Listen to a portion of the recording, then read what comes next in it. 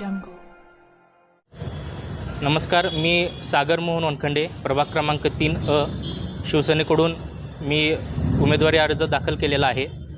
आणि आज जो आपले संदीप वनमाने यांच्याकडून जे बिनबुडाचे आरोप माझ्यावरती झालेले आहेत की मी गुंड प्रवृत्तीची लोकं पाठवून तिथं त्यांच्या गाड्यांची तोडफोड केली, त्यांना धमकवलं, हे मी आरोप आज या ठिकाणी फेटाळतोय। आज ह्या आरोपामध्ये काहीसुद्धा तथ्य नाही असं माझं मत आहे।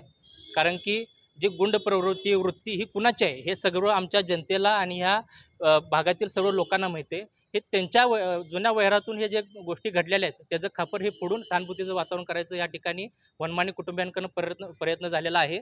आमचं वनखंडे कुटुंब समाजकार्य, लोकांच्या मदतीला धावून जाणं, लोकांच्या अडचणीला गरजेला पडणं, ह्यावरती आमचं समाजकारण राजकारण घडलेलं आहे। हे गुन्हेगारी वृत्ती आमच्या कुटुंबाची नाही।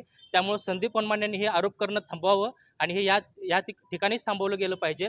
कारण की वाळू सरकलेली आमच्या पायाखालची वाळू बिळू सरकलेलं नाही आहे। 2018 साली माझी आई 1700 पॅनलचं सगळ्यात लीडनं आमची आई त्या ठिकाणी निवडून आलेली आहे। त्या भागात आमची कामं आहेत आणि त्या जोरावरती जनता आम्हाला आशीर्वाद देणार आहे।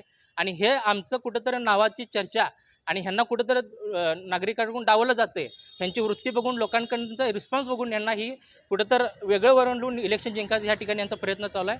त्यामुळे मी पुन्हा एकदा सांगतो की मी या आरोपामध्ये काहीसुद्धा तथ्य नाही, हे आरोप मी या ठिकाणी फेटाळतोय।